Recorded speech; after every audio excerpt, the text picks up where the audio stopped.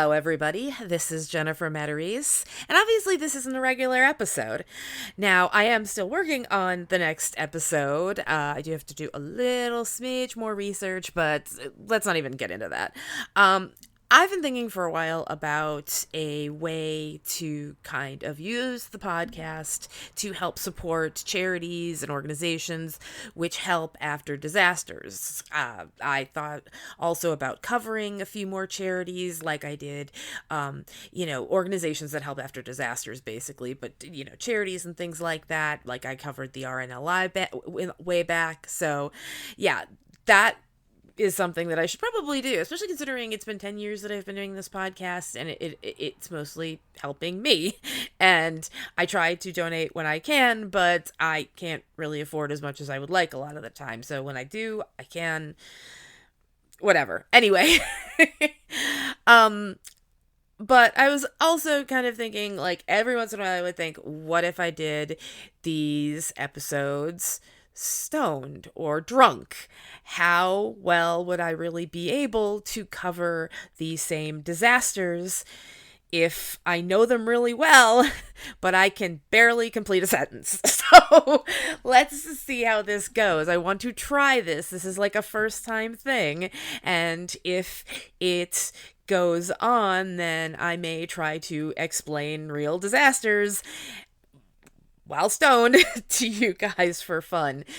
And then those episodes will kind of put any sort of proceeds that I get from Patreon or from PayPal or donations or anything like that. Just kind of put on any kind of donations that come my way that month, or I'll figure it out. But I really want to donate to charities, and this seems like a fun way to do it. Anyway, there's also another reason, and it is that I have car trouble. So this episode is kind of a test to see how this could work out, and if I need to make any changes, if I decide to go as planned with doing it, kind of working more charity donations into what I do here. But anyway, my car went into the shop today for its inspection, and as you all know, every time you bring a car in for an inspection, they find something terribly, horribly wrong with it. Especially with me. This is, most people are afraid of the dentist. You can't get me to go to the mechanic until it's way too late. Anyway, I brought it in, and with the things that I had known that probably needed to be fixed, I had a headlight, I had, brakes, I had some filters, things like that.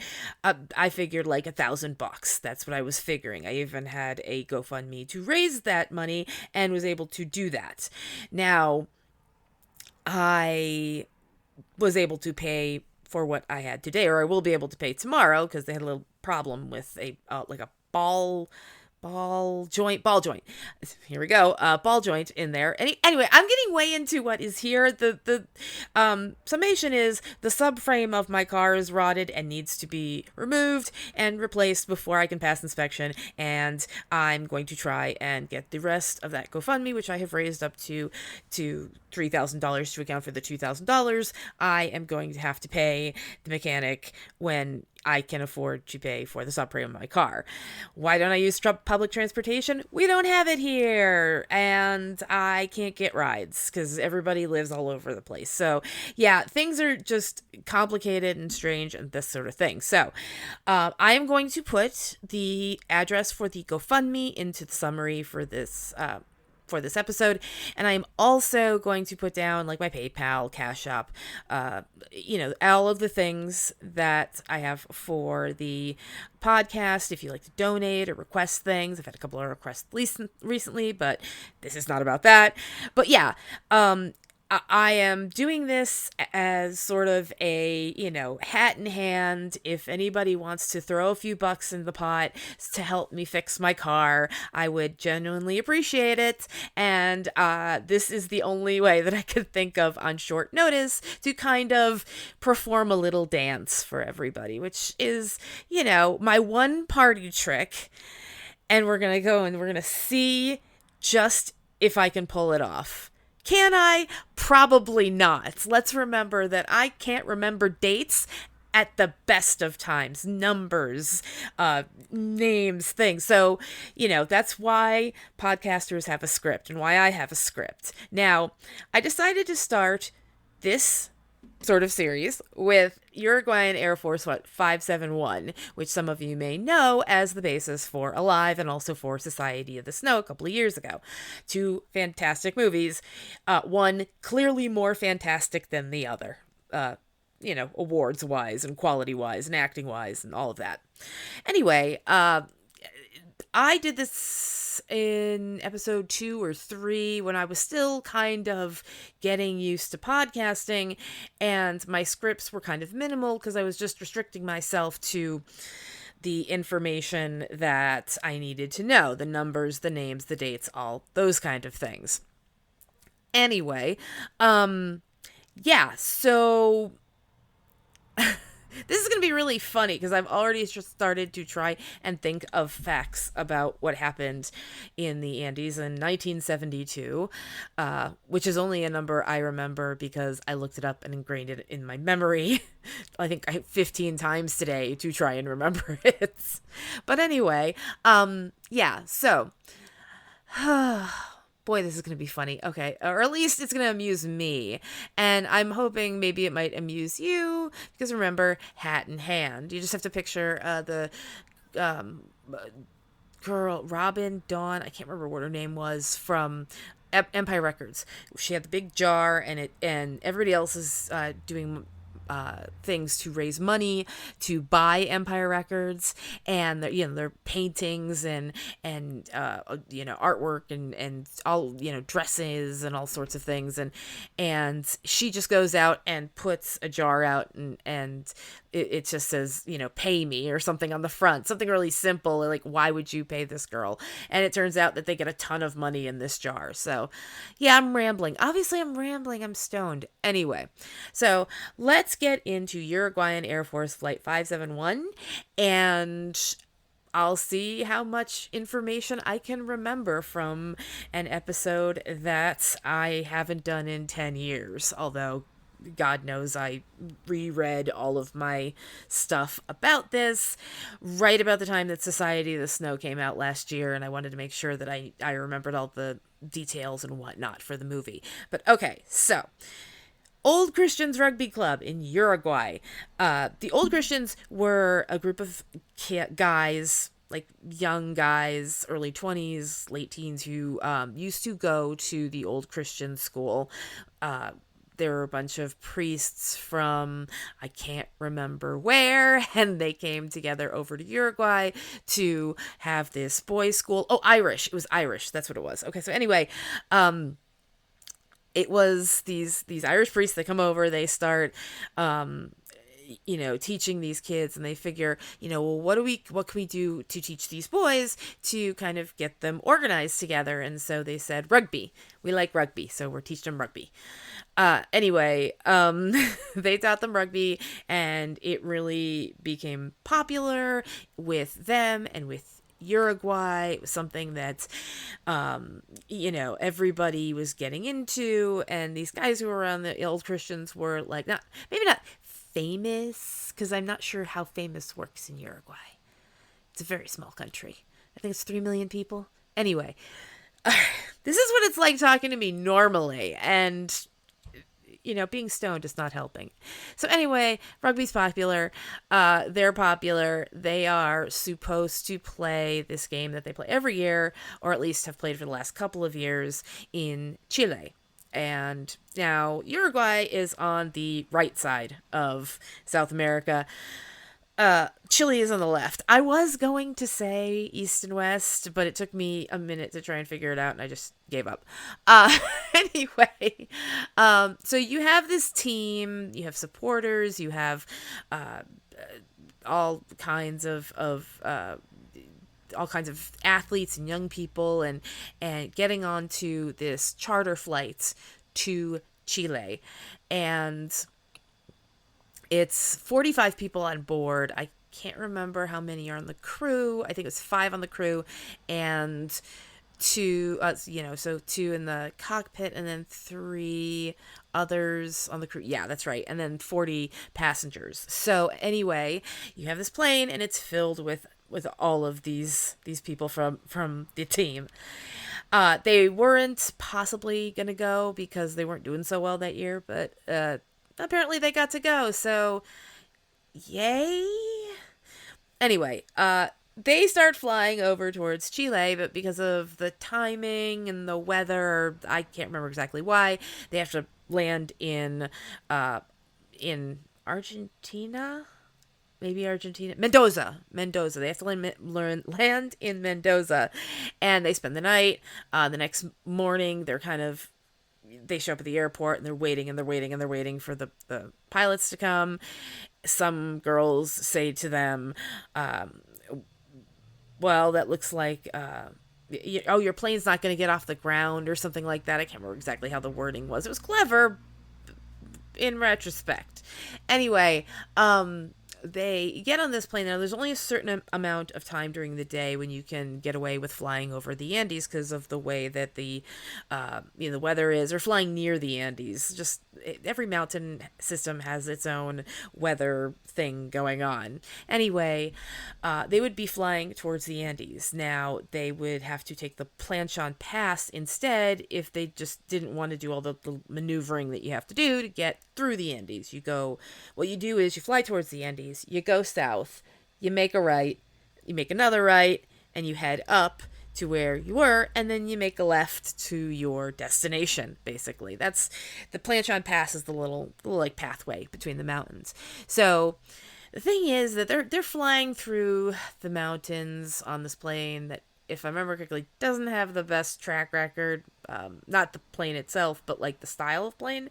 And they're flying through the mountains, and they make the turn, and at a certain point, somewhere they make a wrong turn, and the pilots don't really get the timing right when it comes to turning on the mountains. So they are flying. They come out of this cloud cover that they're coming down through, and there is the mountain right behind them.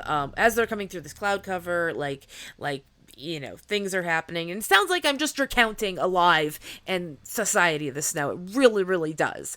But there is all kinds of stuff in regards to this that I know, so please bear with me if it does start to veer into that. It is only because those are the mental images that play in my head when you start talking about this. So, anyway. So at this point, the plane crashes. The counts of how the wings and the tail came off are always kind of different a little bit, obviously, as the years passed, and when they went back to look at the kind of wreck of whatever, then they could examine what was going on, and they could understand just how they would have, passed down the mountain and that sort of thing. So anyway, all of this stuff comes off the plane, and now you are just a rocket. It was just a rocket full of people. Now, when the end came off of the plane, there were people that were flying out, people that came out. I think there was 3 or 4 people that came out that way. Anyway, the plane lands and just kind of starts skidding down the mountain. It's just the perfect angle, which is lucky for them, although I probably don't think that it's very safe now, like on skis or whatever. So they are skidding down, and as they're going down the mountain, they finally stop at a certain point, and it gets into this hard enough to crush the front of the plane sort of thing, which kills one of the pilots. The other one, whose name was Lagrara, he was still alive, but he was mumbling, and he was chatty, and he wasn't chatty, but he was not really verbose. Anyway, he so they're he's in there, and he's the only one alive, and then you get back into the fuselage where people inside had been in their seats, and the seats had all been lined up, and when the plane stopped as hard as it did, because of the angle, people's legs were sticking under the seats. So when the seats went forward for several of them, including two of the boys who one was on the team and one was not. The one who was not, I am mixing up names from the movies now, so I'm not even gonna try and say his name. He was an agricultural student. A lot of the students who college students who were going on this sort of thing, they either had these large ranches or they were part of families and who were in business or law or medicine or that sort of thing. But in the back of the plane, you have all of these people who've kind of slid forward. The seats have folded over. Some people have broken legs. All of that. Uh, on board, there were three students who had medical training. Roberto Canessa was the first year medical student or second year, I believe, something like that. He was the most advanced, who was still alive. There were a doctor and his wife who were patrons of the club, I guess, who were on board and they had died in the crash, which is unfortunate because that might have been helpful. But it definitely would have been helpful. Anyway, so Roberto Canessa is the most senior medical person they have, and then you have Gustavo Zerbino, who is the second. He had just like a little bit of medical training, not even like it was nothing. You look at it when you see how much, and I think it's like a semester or something like that. Not even like a full year and a half. I'm not exactly sure when you start doing the actual medical training in the field in Uruguay in 1972. Anyway, and then you have there was another one. Somebody else had some medical training, but I don't think it was enough to kind of make a big deal out of in like the movies or in, earlier books on the disaster. So anyway, there there's this big gaping hole in the back of the plane. And so people are getting out of the plane, seeing what's going on. They look down the mountain and they see one of their friends, Carlos Valeta. Carlos Valeta, is kind of stumbling around and he's very confused, or at least he seems to be, and people start calling for him and he suddenly disappears into the snow. They cannot see him again and they don't know where he went. So they knew that he was down there, where they had seen him go into the snow or into a hole or whatever he had done, but they just couldn't go and help him. So in the plane, there are multiple people who need to be taken out. Of course, like there's the doctor and the wife who were, they kind of slam against the bulkheads and they die. So they had to be taken out of the plane. The mom of Nando Parado needed to be taken out of the plane. She had passed away in the crash. Now, Nando Parado is another name that needs to be known, especially in this story. He's like one of the big ones. But anyway, Nando Parado was on the trip with his mom and his sister, Susana. He had kind of thought, oh, this be a nice little thing. We need to fill some seats. He went home and he said, pack a bag. We're going to, Chile. We're going to have a good time. You guys can go shop. I'll go play rugby. It'll be great. Well, now he's in a plane and Nando, who played on the team, and he was okay. As far as I understand it, he was like the star. He was, okay. But anyway, he he brought his mom and his sister, Susanna, who before they had gone on this trip, she had brought this really pretty coat, this like cantaloupe coat, cantaloupe. Okay, I'm stoned. Anyway, this antelope skin coat, and now I can't stop thinking of cantaloupe skin. Anyway, now Okay. So, but she had brought this really, really identifiable coat, which is why, I mean, you see it in Alive and Society of the Snow, where you have, the sister Susanna is wearing it, and then later on, Nando takes possession of it, and because he's a bigger guy and it's smaller on him, it's got to be cut open and kind of it comes to pieces over the course of the movie.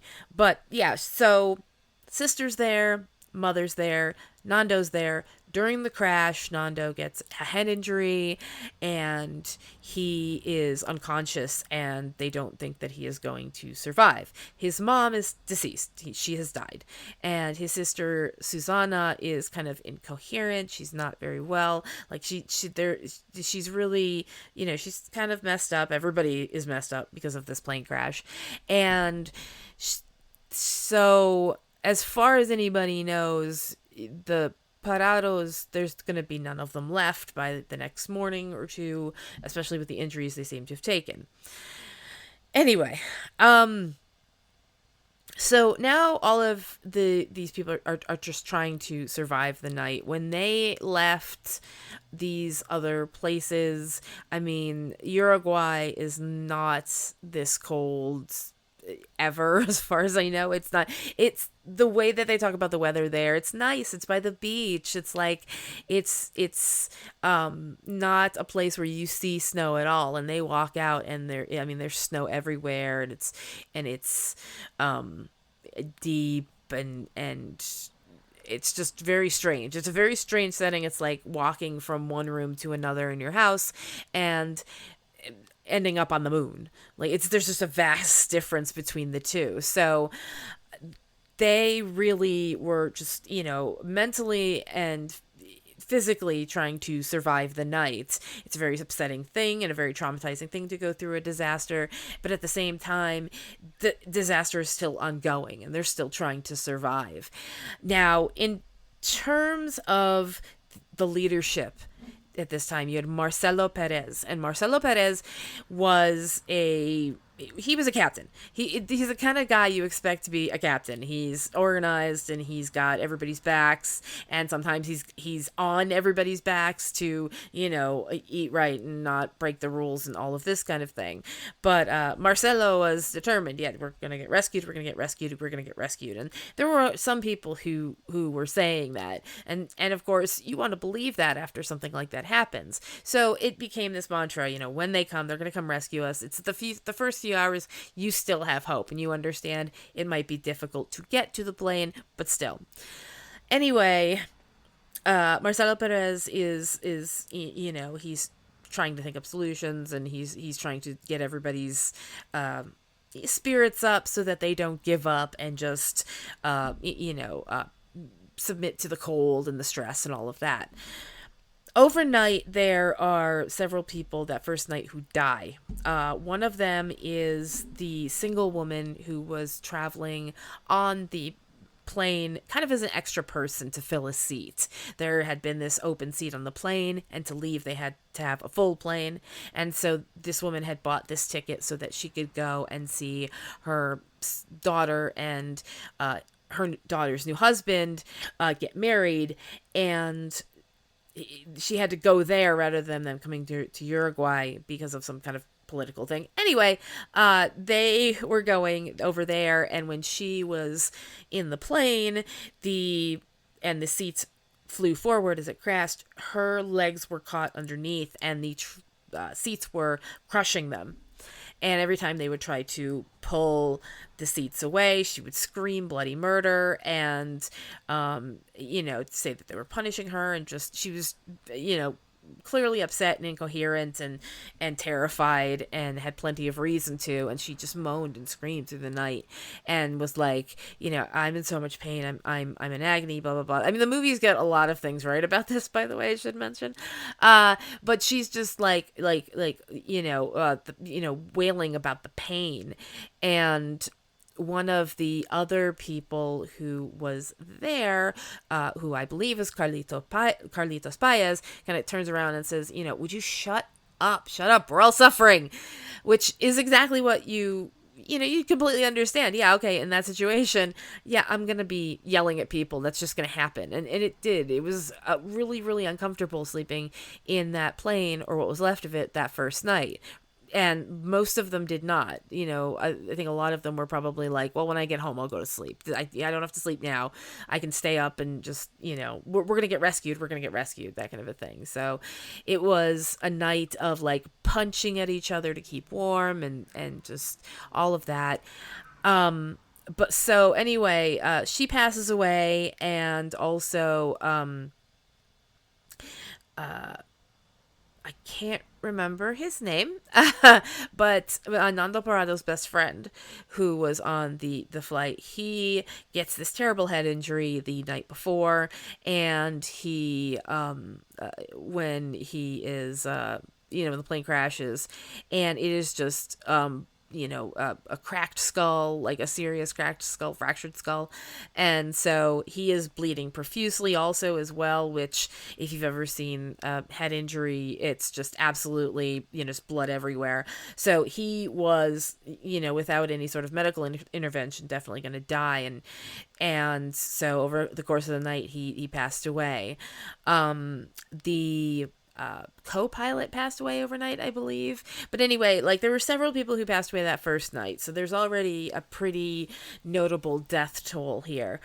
As it's going now, as the next couple of days are going on, this is where I'm going to start to mess up, because I am just absolutely plastered right now. As it stands, they don't know how long it's going to take for somebody to come get them. So Marcelo Perez is like, okay, this is what we're going to do. We're going to, we're going to get all of the food that we have on board, everything that's edible, and we're going to put it together, and we're just going to kind of, do the math, divvy it up, see how long we can stretch this out, because we don't know how long we're going to be stuck here. So they start going through things, and obviously this is like a military plane. It flying from one town to another. This is not, a 747 from like 1972 with like a full kitchen making entire hams for advertisements in it. There's not anything in this plane. So that, well, I mean, they're digging through luggage and all of that, and they're coming up with like a jar of jam, a jar of jam, a jar of jam, a jar of peanuts. I know there were chocolate covered peanuts, because at one point one of the survivors said that I think it was Nando who said that he had a chocolate peanut that was given to him, and on the first day he just kind of held it in his mouth, and then the second day he had all the chocolate off of it, and then the third day he ate the peanut. So that one chocolate covered peanut fed him for like 3 days. Not enough, obviously, but it gave him something.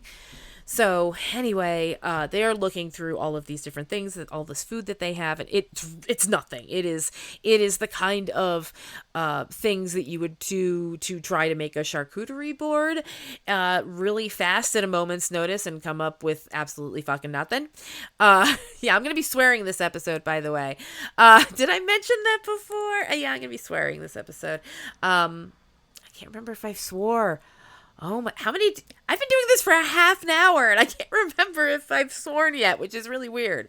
I've trained myself to speak on this microphone and not swear, and which is, I should say, very, very, very, very different from real life. Anybody who knows me in real life or is on my personal accounts knows that I swear like a sailor. Anyway, I swear like a sailor, a very smart sailor, but a sailor nonetheless.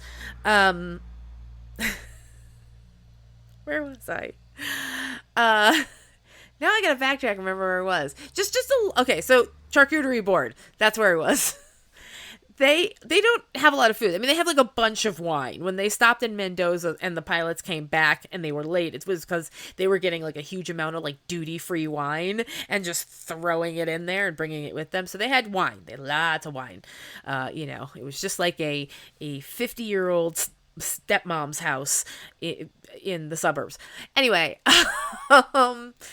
so they have all of this, and what they're doing is like a cap full of wine and a piece of chocolate until they can get rescued. it's just a precaution. You don't know what's going to happen, all of that. Marcelo and there are people who are really trying to help him to get this through. So Marcelo's trying to get everybody to go along with this, but a lot of people aren't. They're like, well, if we're going to be rescued, we might as well just keep eating at a normal pace. And there's some people who are so attached to that, and yet Marcelo is doing what he can to be a leader and say, look, we have to be responsible and, assume the worst, but hope for the best, that kind of a thing.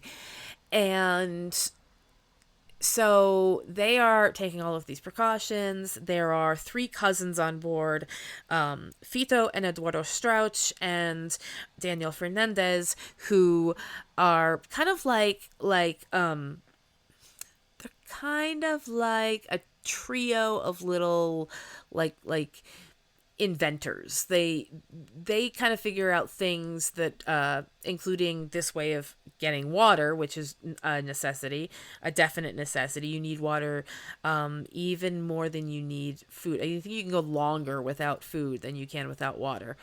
And so they figure out that if they take these metal sheets out of the back of the seats, they can kind of fold them a certain way, take the bottles of wine that they have, and just kind of put snow in there and get water. Getting food is a little different. There is that pile of food, but you kind of have to understand, just looking at it, that it's not going to be enough. So, at least in terms of nutrition, not even counting an amount. So there's that. Anyway, they're all trying to get through each day. It's very cold. There's, it's like cold at night, very, very cold at night, but it's kind of okay during the day. The thing is that they came with like spring clothes, not really kind of light clothes, the kind of clothes you would wear in cities like, Santiago and Montevideo, which is the capital of Uruguay, where it might be more comfortable. So they've got all of these clothes on. They've just had these layers and layers of like suit coats and all of this that they put on, and it is the less funny version of Joey putting on all of Chandler's clothes on Friends. One of the few things on Friends I don't think about in retrospect that makes me go, why did we laugh at that? Anyway, so they are like wearing layer after layer. This is October 13th, 1972, by the way, and you have to think that the seasons are switched between the northern and southern hemispheres. So, yeah, that is something that they have to figure at that point, that it is technically still kind of winter, I guess. It starts to become spring towards December and warm up. It's like spring at that time everywhere else, but of course up here it is still very cold.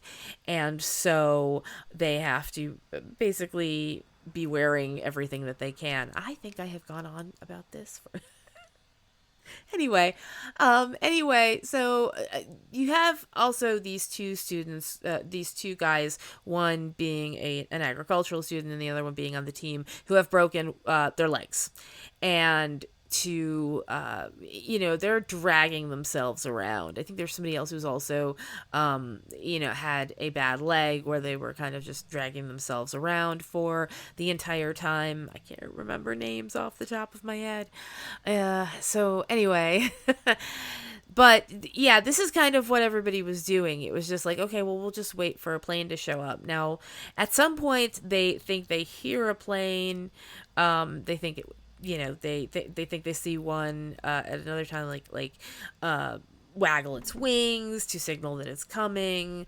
There are signs that maybe things are going to happen and people are going to come. Well, no, they don't.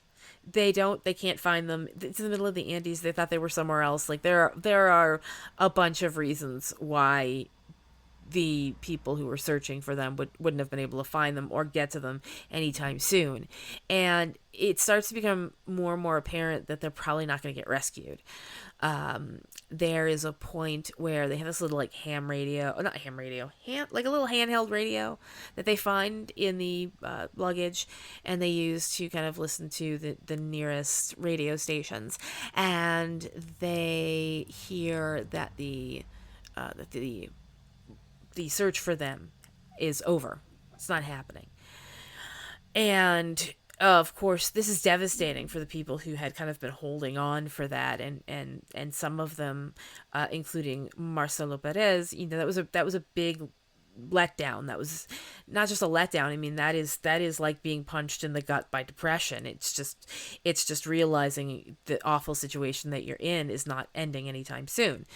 So anyway, they all kind of realize that they're going to need to, at that point, get out of the mountains. And most of them would be thinking what we would be thinking, which is, Jesus Christ, we're going to have to climb out of these mountains. Oh, my God.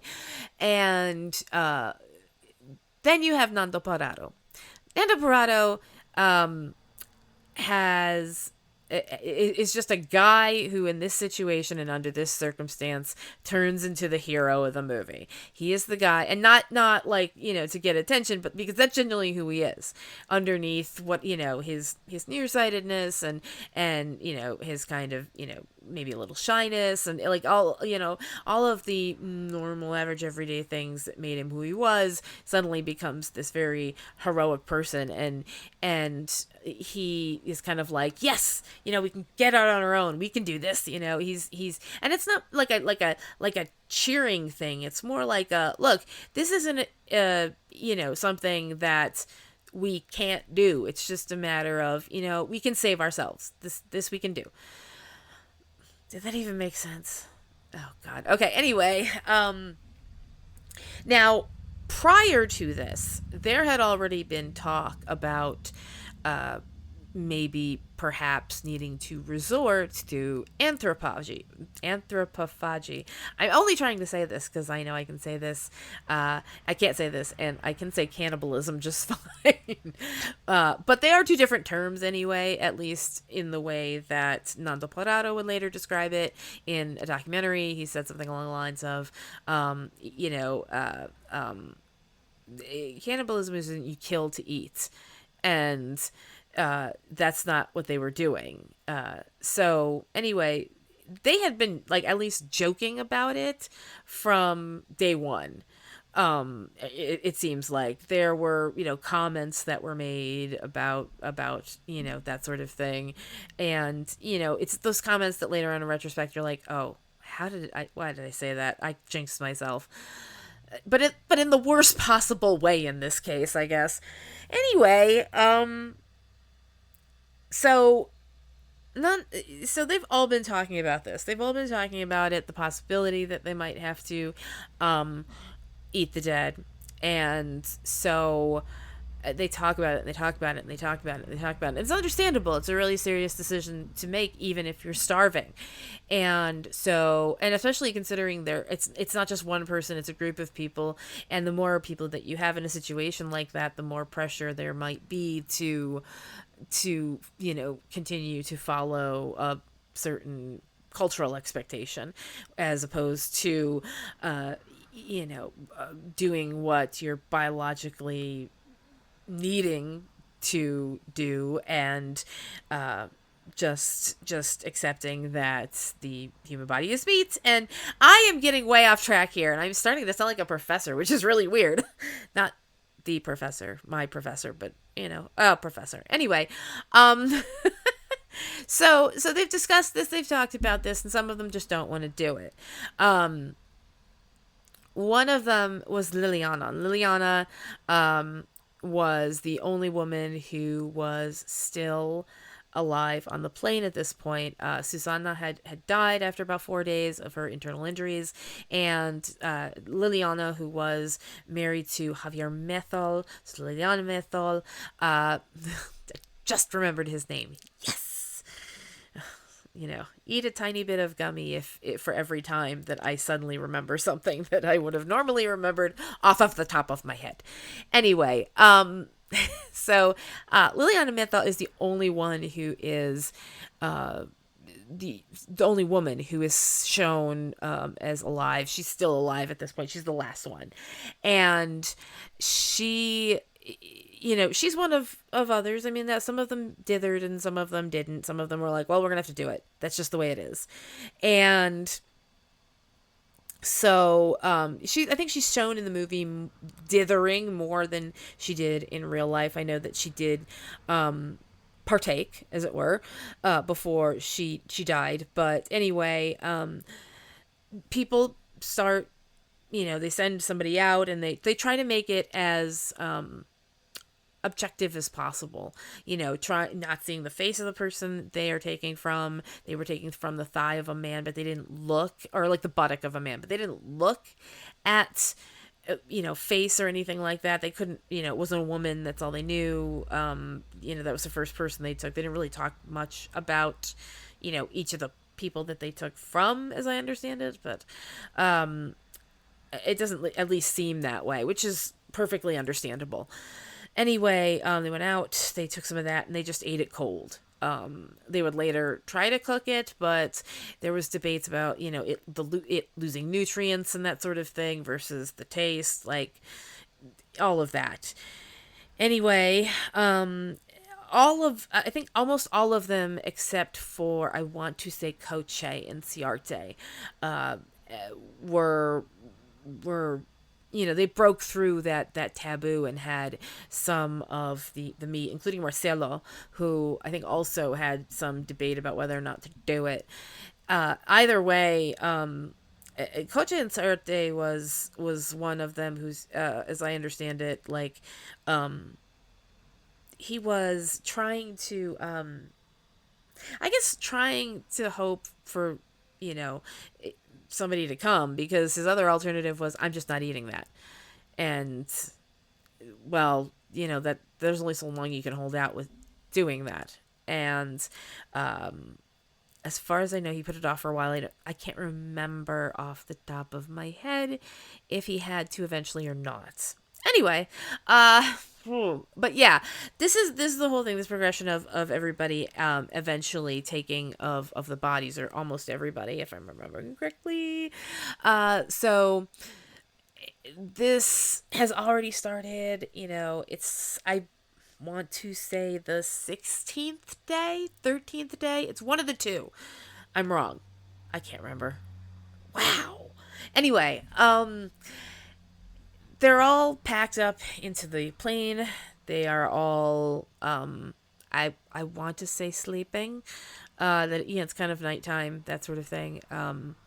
And they're all lined up, and there is, and the, like, considering how the plane landed, the opening points uphill, and one of the guys who is there, Roy Harley, is woken up by, or like, he's still awake or he's woken up. He's having a hard time sleeping, but he can hear on the outside of the plane.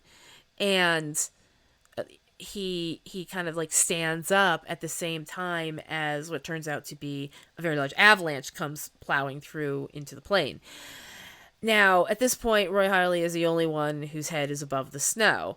The snow fills the entire cabin pretty much up to the top, and it's just Roy and this, like, 3 or 4 inches of air.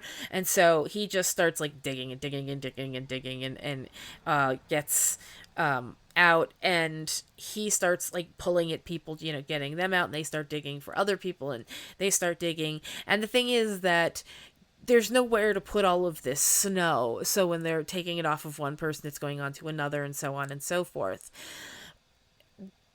They realize pretty quickly that they have lost Marcelo, that they have lost Liliana, that they have lost Enrique Platero. Enrique Platero is a kid who he was maybe like a year or two younger than everybody else. I can't remember exactly how much, but at one point he goes up to Gustavo Sobrino, one of the medical students, and after the crash, like immediately after the crash, and he said, Zerbino, can you help me out? I got a problem. And Zerbino looked down, and there's this piece of metal that is sticking out of Enrique's chest, and Zerbino had like I said, he had like 5 minutes of medical training, so they were doing like the psychological stuff, how to have good bedside manner, that sort of thing, and he had kind of heard at one point that if somebody is like this, they may be in shock or something like that, and to distract them by saying like, oh, it's okay, like, oh, don't worry about it, and distracting them and then doing what you have to so that they're not feeling the pain when it happens, when you have to take that out. And so he goes, to Enrique, oh, it's nothing to worry about. Why don't you help me with this, this something over here? And so Enrique says, oh, okay. And he turns, and when he turns to go do that, Zerbino just like yanks the thing out of his chest. Well, and not out of his chest too. That's the thing. It's not his chest. It's like his stomach. Well, and I mention that because the next thing that happens is something that you don't see in the movies, and it's that when he pulls out that piece of metal, it's like 6 or 8 inches of intestine comes with it, and basically like Zerbino gives him a sweater or something, and is like, here, tie it up with this, and Enrique's like, oh, okay, he's just like, okay, well, if you say so, and so as I understand it from the books, like Enrique, he did have like a little piece of fatty something. It might have been intestine, it might not have been intestine. Whatever it was, it dried up and fell off after a while and just left a scar. So there was that. But that was the thing. He passed away as well. There was a mechanic on board who was the only surviving member of the crew, whose name I can't remember, and he he had been kind of knocked in the head a little bit before during the crash. So he was saying strange things and acting in strange ways, and he just like anybody else who has a head injury, good bad moments, So he died in the avalanche as well. Who else died in the avalanche?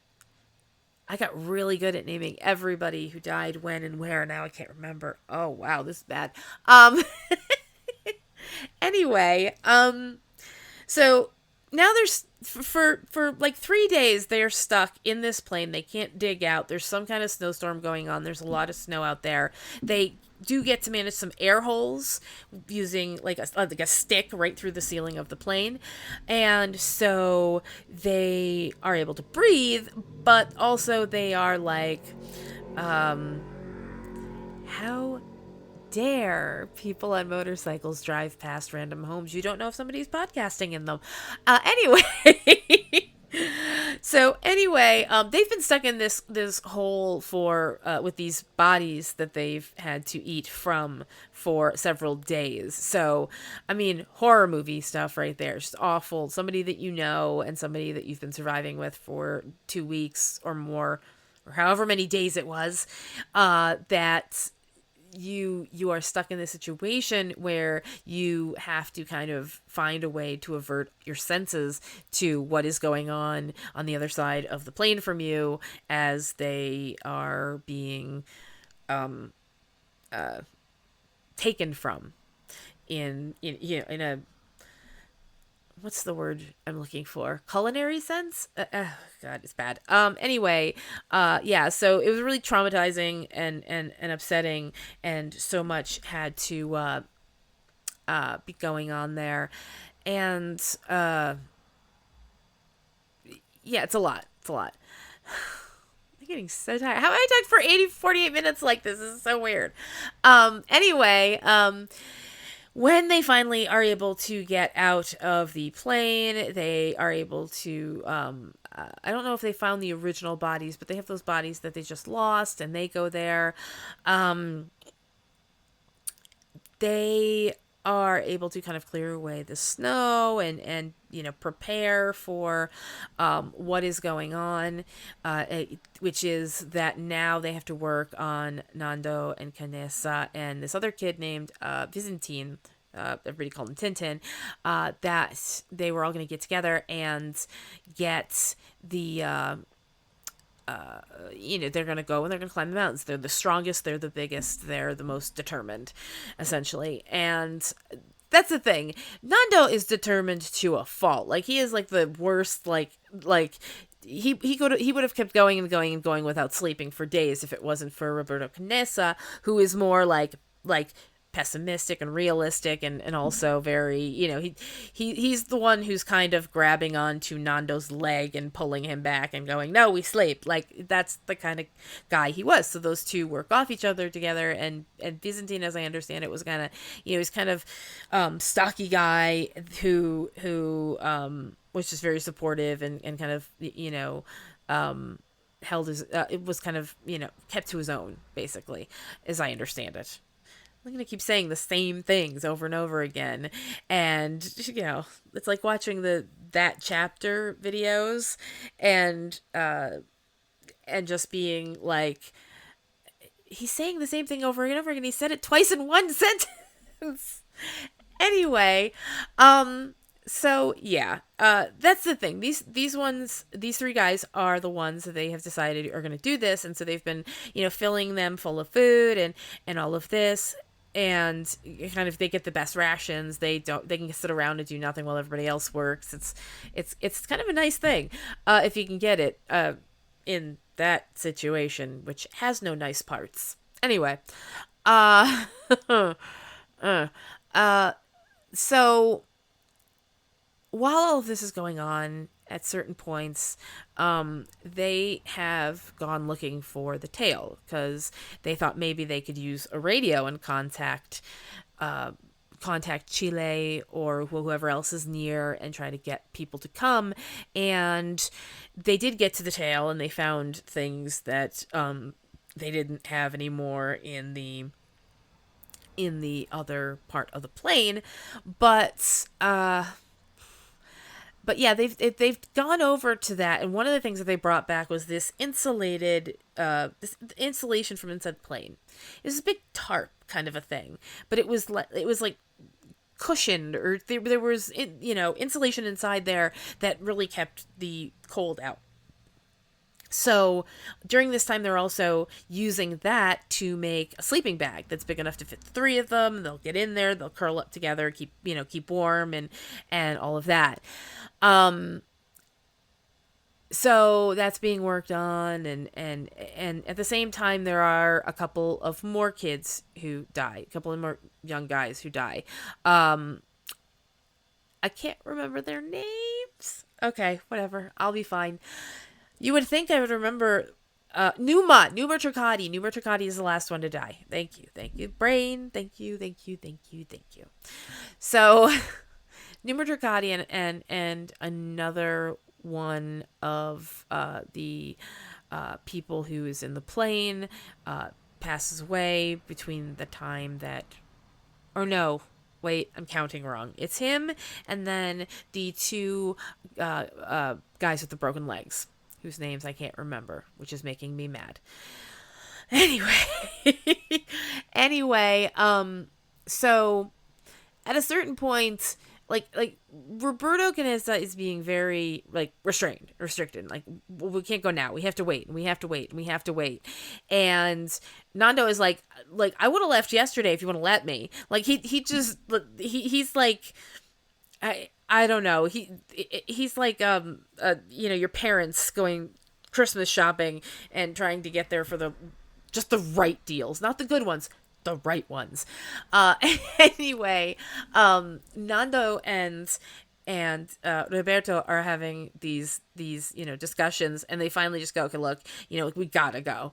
So they and Vicentin, they start going the way that they think that they need to go, which is west towards Chile. They expect to go to the top of the mountain and look over the other side and see like green fields. They don't think they're that far from civilization and from assistance and all of that. They think that they are, not I mean, it's going to be a struggle to get there, but they think that it's just over the mountainside, that they've been over, from where things are safe and happy and full of food for the whole time. It's just that they haven't been able to reach it.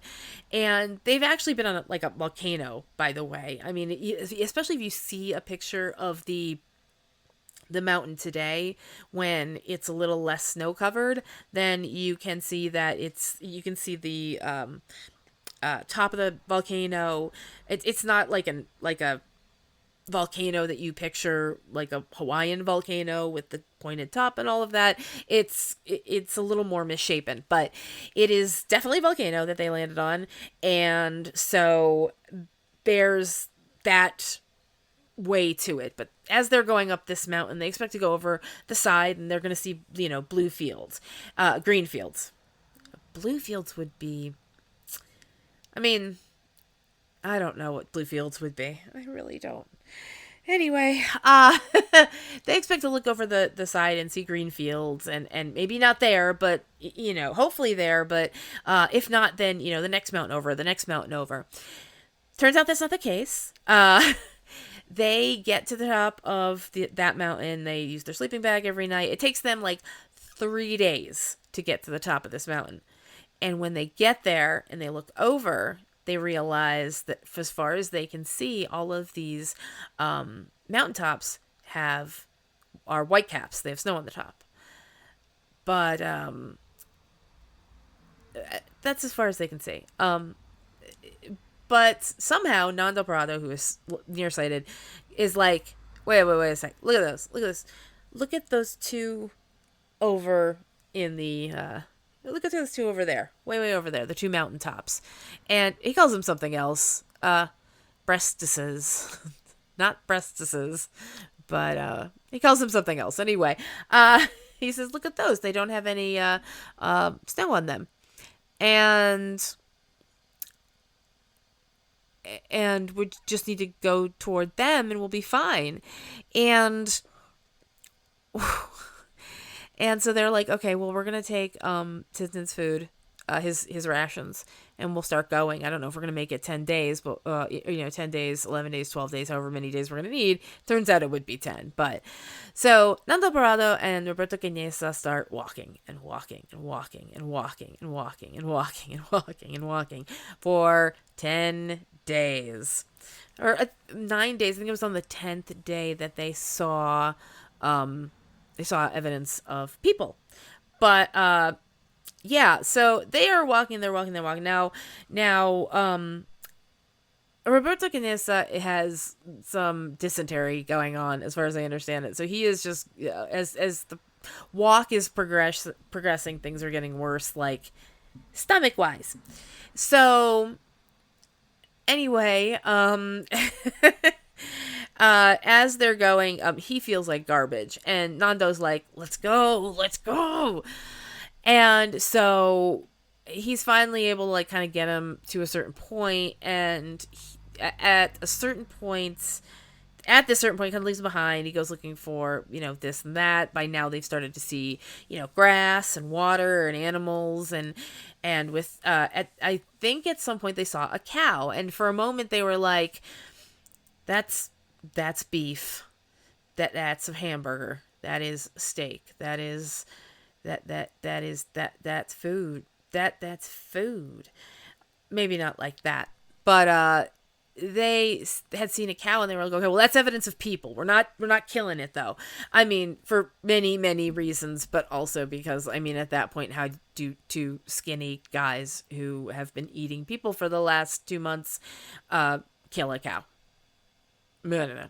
Anyway, the next day they are at the river and they see a guy across the river on horseback.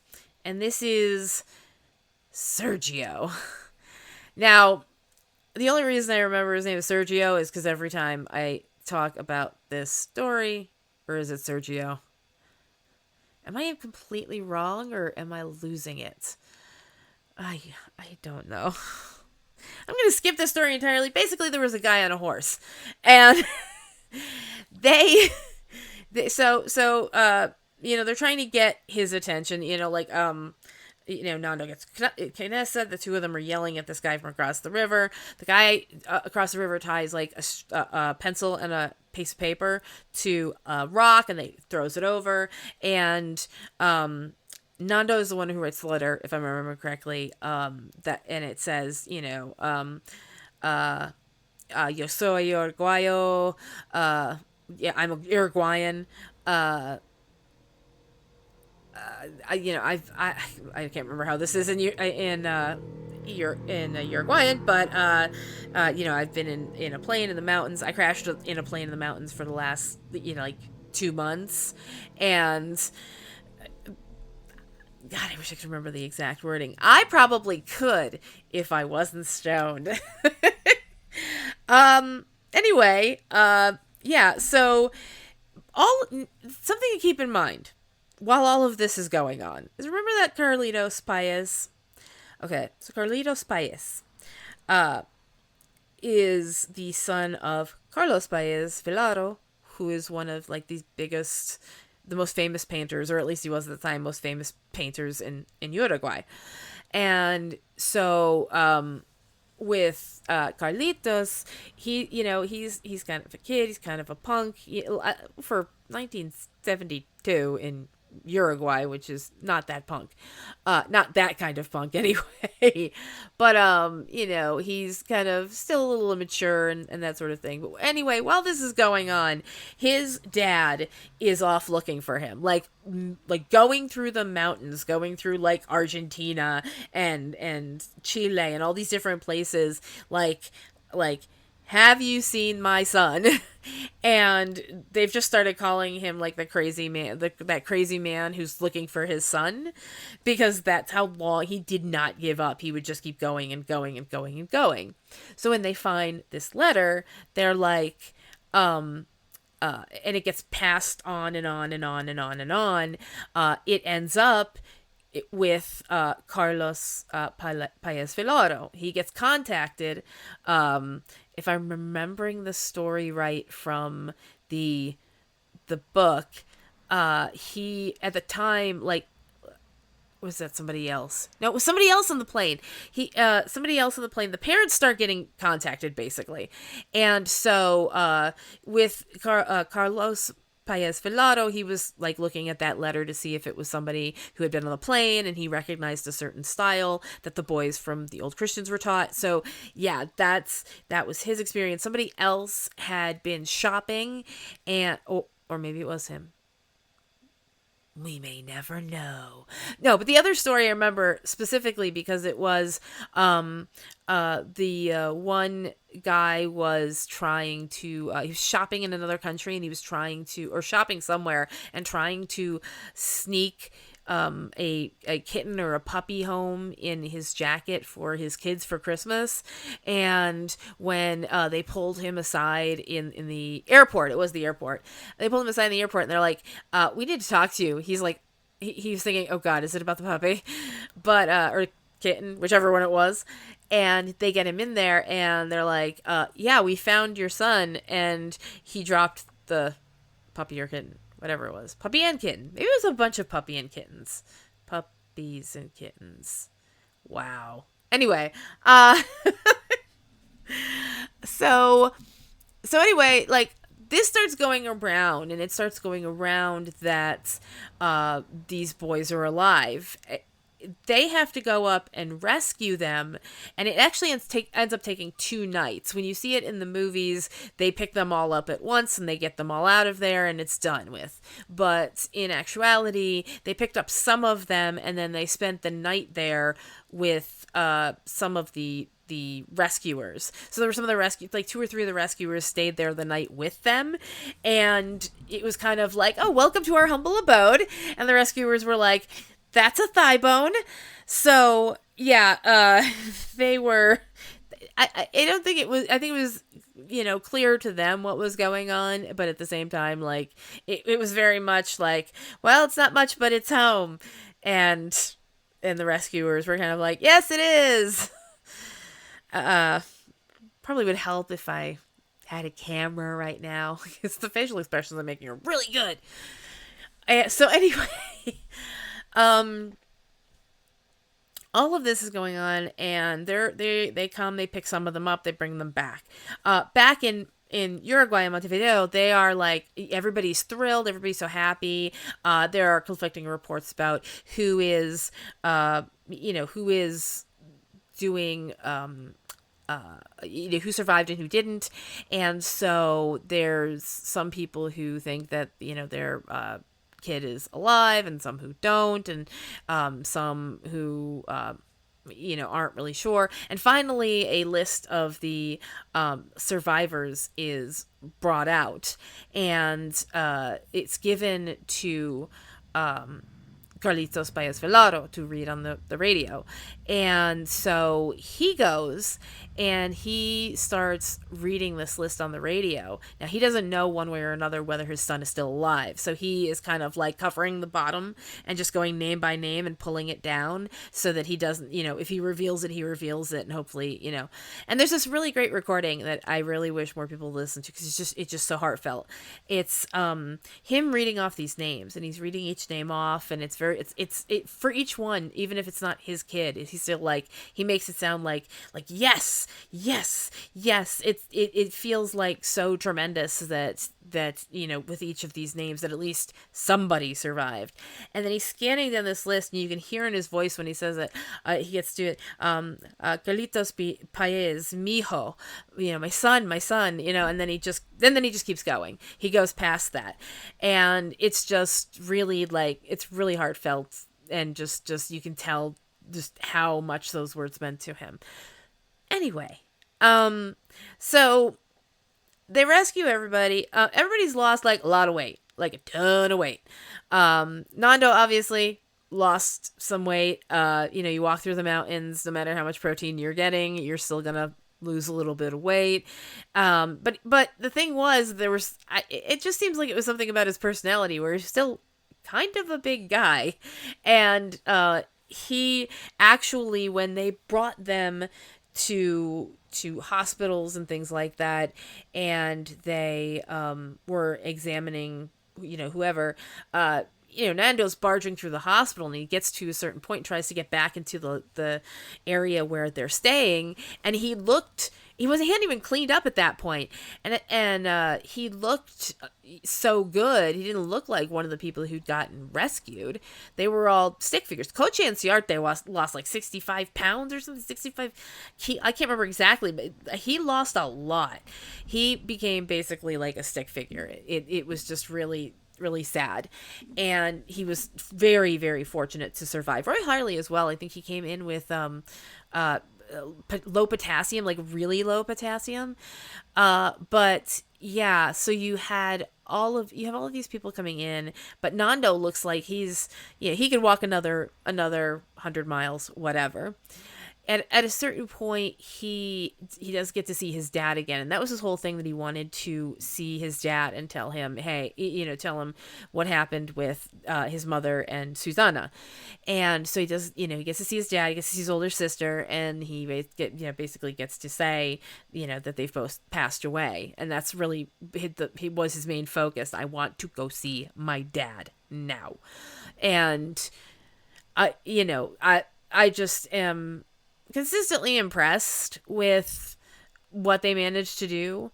Now, Roberto Canessa and a couple of the other guys, or a lot of the other guys, had girlfriends. I mean, they're young guys. They were very cute guys in 1972 in a place down by the beach. I'm sure they could get any girl they wanted. So, yeah, some of them had girlfriends, and at least one of those girlfriends was very much, my boyfriend's coming back. He is fine. He will be coming back. I'm sure that he's not dead, blah, blah, blah. And I guess when this was found out, her dad was like, oh, you're right. Anyway. So they're in this hospital, and they're getting checked out, and it being a hospital, one of the boys, I believe it was Coach Anciarte, was being asked what he had to eat while he was on the mountain, or what was his last meal. Just for health reasons, the way the doctors will ask you things like that as they check you over, or in an ER or whatever. They asked him, and he said human flesh. just it didn't even bat an eyelash, just human flesh. And so they were like, okay, right, well, kind of figured that was how you guys were still alive. I think in terms of like medical people and things like that, they were like, oh yeah, that makes sense. But for others, they were willing to grasp any sort of excuse that there could be that didn't involve cannibalism. But anyway, the boys were starting to get out of hospital, and there were still a couple of them that were in hospital when they were at a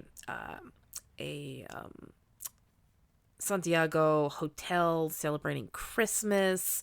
And so, I mean, around this time, rumors are starting to come up, pictures are starting to come up of what had happened at the crash site.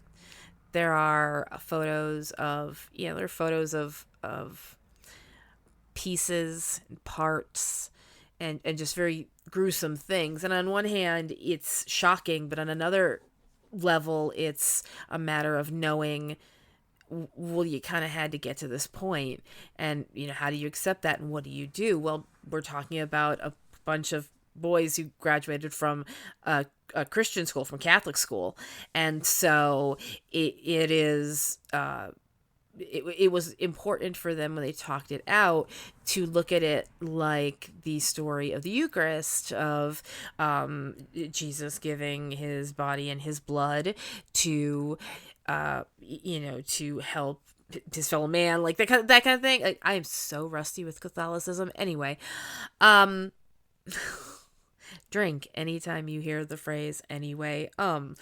So what ends up happening is that they have this press conference, and they get one of the boys to speak for them and to say, yes, we did. But he says it in such a way that he really does compare it to the Eucharist and to accepting the body of Jesus and all of this. And it's just really, when you read the speech itself, I really wish they would include it in one of the movies, because it just is so heartfelt and so very, accepting of what was done, but being very very, very empathetic and sympathetic about the pain that some parents and some family members may be feeling about these stories, and also hoping that people will understand that they all saw this as giving to one another, and in that way keeping each other alive. So I think it's Pedro Algorta goes up there and says it. It's one of the Pedros. There's a couple of Pedros. There's a couple of everybody. But I think it's Pedro Algorta goes up and says all of this. And it just comes off really well and really, I don't want to say smart, because it makes it sound like a PR move, but it really is a way to present it that it's above reproach, I think, for a lot of people. And so it kind of drew back any criticism. In any event, when these boys went back to Montevideo, they got to go back to their lives. A lot of them married the girls that they were with at the time and were together for decades. Nando Parado went on to become a race car driver. At some point, he was working for his family's business, and then he was like, I'm not doing this anymore. And so he went to go do what he wanted to do, which is drive race cars. And that's how he's met his wife, and they had a couple of kids, and yeah. He would go on all these talks, and I'm sure he still does, but he does all kinds of speeches and interviews, and he talks about his experiences, and he's just a very interesting guy to listen to. Roberto Canessa is a pediatric cardiologist, I think. He's some very impressive kind of doctor in Montevideo, and if I'm remembering correctly, he still lives in Montevideo. I think everybody lives in Montevideo. I think Uruguay may just be Montevideo, and everything is Montevideo, which there's not a lot of Uruguay that's not Montevideo. It's all Montevideo. It slowly crawls out and eats the rest of Uruguay. Anyway, Roberto Canessa, he's written a book or two. He tried to run for president of Montevideo and he lost. I don't know why. Everybody seems so popular from the plane. He is, he's just like, I got this. Nando Parado. He's just like Nando Parado in that he is willing to talk about his experiences and what he went through and all of that.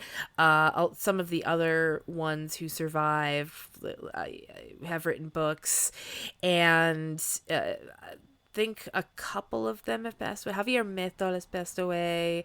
Cogencio Arte passed away recently, like last year or something like that. Yeah, it was. There's several of them have passed away, but I think we're still at like 13 or 14 of the people who survived that plane crash are still alive to this day, which is really impressive considering it's been 53 years. So yeah, but that is the story that I can remember while stoned of Uruguayan Air Force Flight 571. I would probably suggest never listening to this again, maybe burning it. No, it's just very funny to me because I don't really do, I don't really take gummies a lot in front of people or with evidence that I have taken them. I don't record things, or at least I try not to, because if I do that when I'm stoned, then I always think I sound weird, and I probably do, and then it just is an absolute cringe fest over here. But today I am fine. It's a lot easier to talk about something like a disaster of any kind when you are a little bit more loose and feel a little bit more like you don't have to follow any rules. But also, this is way better than doing like drunk history because drunk history isn't going to work here. Yeah, I am, well, for one thing, I can't afford that, but also, it doesn't really feel any better the next morning. So I would rather try to be a historical nut and be able to wake up tomorrow without a headache, or the other thing.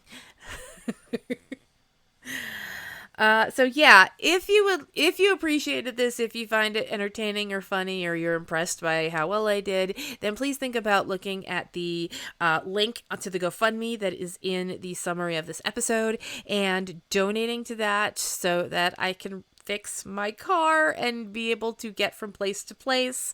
Also, there is Venmo, there's PayPal, there's Cashapp. This is basically a fundraiser to get my car running, and we're working on it. We're working on it. I really, really do need my car, so I wish I didn't. I wish I still had the option of the metro and buses and things like that, but I really, really don't, which kind of sucks. American car culture. Yay! It'll cost you an arm and a leg and a kidney and some eggs. Anyway, drink. Thank you guys so much for listening, and if you like this, share it and tell other people to listen to me try to recount historical stuff from memory while stoned. It didn't particularly work, but I got really, really good at the English language for like 20 minutes. Bye, y'all.